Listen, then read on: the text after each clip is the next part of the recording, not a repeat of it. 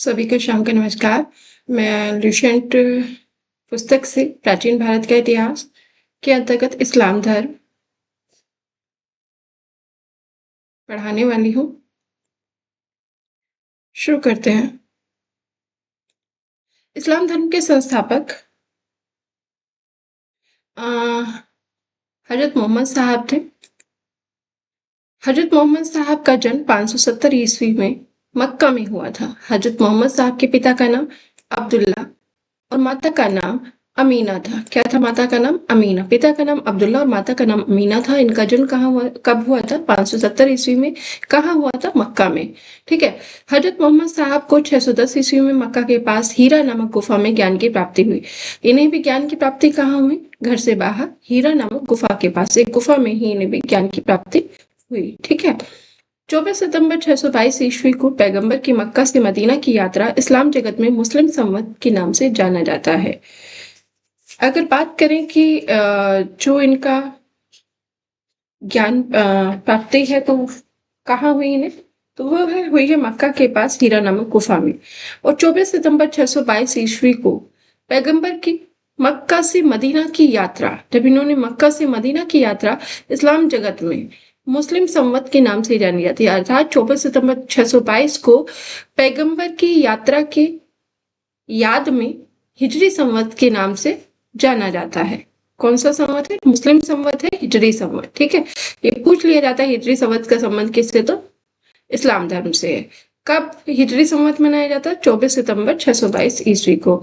मोहम्मद की शादी 25 वर्ष की अवस्था में खदीजा नामक विधवा के साथ हुई थी। तो इनकी पत्नी का नाम क्या है? खदीजा। और मोहम्मद की पुत्री का नाम फातिमा, दामाद का नाम अली हुसैन। देवदूत ग्रेबरियल ने पैगंबर मोहम्मद साहब को कुरान अरबी भाषा में संप्रेषित की। कुरान इस्लाम धर्म का पवित्र ग्रंथ है। पैगंबर मोहम्मद साहब ने कुरान की शिक्षाओं का उपदेश दिया। हजरत मोहम्मद साहब की मृत्यु 8 जून 632 ईस्वी को हुई। इन्हें मदीना में दफनाया गया है। इनकी मृत्यु कब हुई? पहले तो ये देख लीजिए कि कुरान इस्लाम धर्म का पवित्र ग्रंथ है और पैगंबर मोहम्मद साहब ने कुरान की शिक्षाओं का उपदेश किया। उन्होंने उपदेश दिया था वो किसका दिया था? कुरान की शिक्षाओं का। हजरत मोहम्मद साहब की मृत्यु 8 जून 632 ईस्वी को हुई। इन्हें मदीना में दफनाया गया। मोहम्मद साहब की मृत्यु के बाद इस्लाम सुन्नी मतलब इस्लाम धर्म जो है दो पंथों में बंट गया, सुन्नी और शिया में।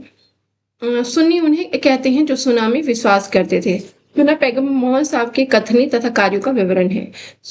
सुन्ना क्या है? सुन्नी किन्हें कहा जाता है? जो सुन्ना में विश्वास करते हैं। और सुन्ना क्या है? पैगंबर मोहम्मद साहब के कथनों तथा कार्यों का विवरण है। शिया अली की शिक्षाओं में विश्वास करते थे। एक हो गए सुन्नी, एक हो गए शिया। तो शिया कौन है? शिया वे हैं जो अली की शिक्षाओं में विश्वास करते थे। ठीक है। और जो सुन्ना है वो उनकी कथनी और कार्यों का विवरण है उसमें। उन्हें मोहम्मद साहब का न्याय सम्मत उत्तराधिकारी मानते हैं। अली मोहम्मद साहब के दामाद हैं। जो शिया हैं वो अली की शिक्षा में विश्वास करते हैं। तो अली कौन है? मोहम्मद साहब के दामाद। ठीक है। अली को सन 661 ईस्वी में हत्या कर दी गई। अली के पुत्र हुसैन की हत्या 680 ईस्वी में करबला नामक स्थान पर हुई। करबला कहाँ है? ईरान में। इन दोनों हत्या ने शिया को निश्चित मत का रूप दे दिया। विरोध भी कहीं ना कहीं किसी मत को स्थापित करने में सहायक हो जाता है। ये उसी का एक हमारे सामने साक्ष्य भी है। पैगंबर मोहम्मद साहब के उत्तराधिकारी खलीफा कहलाए। जो पैगंबर मोहम्मद साहब के उत्तराधिकारी थे उन्हें क्या कहा गया? खलीफा। इस्लाम जगत में खलीफा पद 1924 ईस्वी तक रहा। कब तक रहा? 1924 ईस्वी तक। 1924 ईस्वी में इसे तुर्की के शासक मुस्तफा कमाल पाशा ने समाप्त कर दिया। किसने समाप्त किया? तो ये समाप्त किया है तुर्की के शासक मुस्तफा कमाल पाशा ने। खलीफा का पद कब समाप्त हुआ? 1924 में। इब्न इशाक ने सर्वप्रथम पैगंबर साहब का जीवन चरित्र लिखा है। किसने लिखा है? इब्न इशाक ने। और 1924 में जब खलीफा समाप्त किया गया उस समय भारत में क्या हो रहा है, यानी कि भारत की राजनीतिक व्यवस्था में क्या हलचल हो रही है, ये आपको यहाँ लिंक कर लेना है। इब्न इशाक ने सर्वप्रथम पैगंबर साहब का जीवन चरित्र लिखा। मोहम्मद साहब पैगंबर के जन्मदिन पर ईद ए मिलाद उन नबी पर्व मनाया जाता है। यानी कि ईद ए मिलाद कब मनाया जाता है? तो मोहम्मद साहब का जो जन्मदिन है उसके आधार पर। ईसाई धर्म ईसाई धर्म के संस्थापक ईसा मसीह। ईसाई धर्म का प्रमुख ग्रंथ है बाइबल। ईसा मसीह का जन्म जेरूशलेम के निकट बेथलेहम में हुआ था। बेथलेहम नामक स्थान पर हुआ। बेथलेहम नामक स्थान पर हुआ। ईसा के जन्म दिवस को क्रिसमस के रूप में मनाया जाता है। ईसा मसीह के पिता का नाम मेरी और बोल गई। ईसा मसीह के माता का नाम मेरी और पिता का नाम जोसेफ था।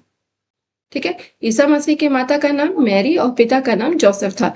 ईसा ने अपने जीवन के प्रथम 30 वर्ष एक बढ़ई के रूप में बेथलेहम के निकट नाजरेथ में बिताए। किसके रूप में बिताए? बढ़ई के रूप में। तो यानी कि पूछा जाए कि ईसा मसीह अपने जीवन के प्रारंभ में क्या करते थे, तो बढ़ई का काम करते थे।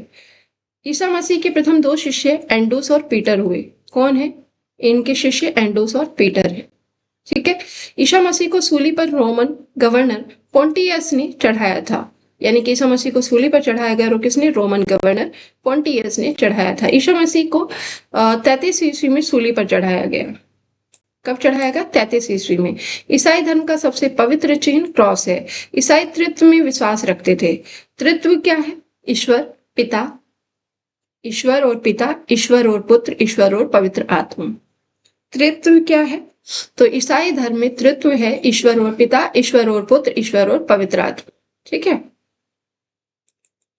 पारसी धर्म की बात करें तो पारसी धर्म के पैगंबर जरथुस्त्र ये ईरानी थे। इनकी शिक्षाओं का संकलन जैन अवस्था नामक ग्रंथ में मिलता है। किसमें मिलता है? ये अक्सर कई बार प्रश्न पूछा गया है। तो जैन अवस्था में मिलता है, जो पारसियों का धार्मिक ग्रंथ है। इनकी मूल शिक्षा का सूत्र है सद्विचार, सद्वचन तथा सद्कार्य। इसके अनुयायी एक ईश्वर अहुर को मानते हैं। इस धर्म के अनुयायियों को अग्नि पूजक भी कहा जाता है। तो अग्नि पूजक किन्हें कहा जाता है? अग्नि पूजक पारसी को कहा जाता है। ठीक है, जो पारसी धर्म के अनुयायी हैं ये किसको मानते हैं? अहुर को मानते हैं। और जो अहुर को मानने वाले हैं वे अग्नि पूजक कहलाए। अब बात करते हैं मगध साम्राज्य का उदय। हम महाजनपद काल देख चुके हैं। 16 जनपद हमने देख ली हैं। उन 16 महाजनपदों में से 4 जनपदों का विशेष महत्व रहा है और उसमें भी सबसे अधिक महत्व हमें आगे इतिहास में जो दिखाई पड़ रहा है वो मगध साम्राज्य का। मगध राज्य का उत्कर्ष। मगध के सबसे प्राचीन वंश के संस्थापक वृद्धर्थ थे। कौन थे? वृद्धर्थ। इसकी राजधानी ग्रीवर्ज थी। मगध के सबसे प्राचीन वंश के संस्थापक वृद्धर्थ थे। इसे भी यहीं समाप्त करूं।